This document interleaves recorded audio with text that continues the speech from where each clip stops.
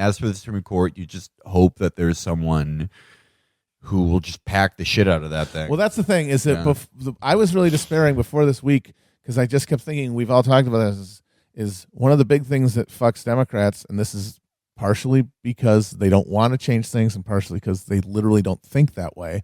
They don't think in terms of doing the sort of changing of structures that would be necessitated to pass something. They just kind of hang on by their fingernails while they can. Is that any serious progressive agenda would have to contend with the Supreme Court, and the easiest solution to that is to run on and promise to pack it, expand it, add more fucking seats, which Congress is totally able to do. Doesn't require a constitutional amendment. And that was something that it didn't seem to me that anybody was talking about, which just guaranteed they were going to get in there and they were going to be like, oh, the Supreme Court just shot down everything. Well, what do we do now? We literally wait to get wiped out in 2 years. If you look like thinking about the series of just nightmarish decisions that were rendered this week, and like what the Gorsuch, Roberts Alito court is going to be like we really have to be absolutely clear that this is the way it's going to be for a generation, and that if you think that let's say conceivably we get some socialist Congress or president or someone who wants to institute universal health care or anything of the good things that we want to make a more sane, decent country, don't think for a second that these guys... Yeah, this council of Skeksis can fuck it up at the last moment. A guy like Gorsuch, his life work is to be there to be the block on any form of social or economic This is why progress. all of those Republicans swallowed their pride and backed Trump, because of the chance to do what they're doing.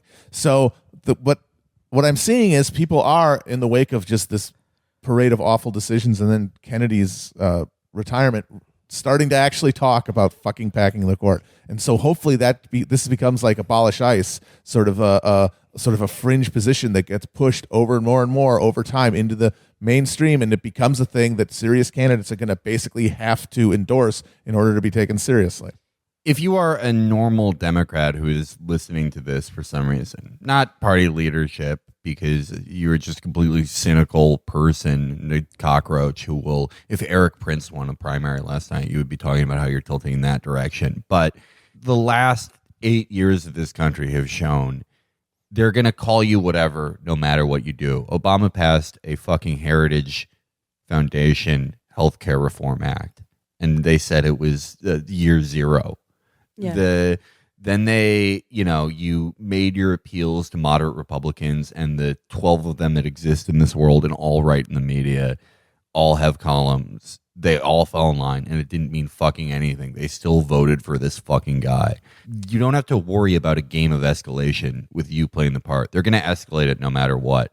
And if you nominated, if you went back and nominated Merrick Garland, whoever gets in there in 2020 or 2024, they're going to call them extreme no matter what. Yeah. They're going to say you're crashing the norms. They're going to buy a fucking M1A1 Abrams and roll it through a Hobby Lobby as a form of protest. Just pack the fucking court if you want to do anything at all.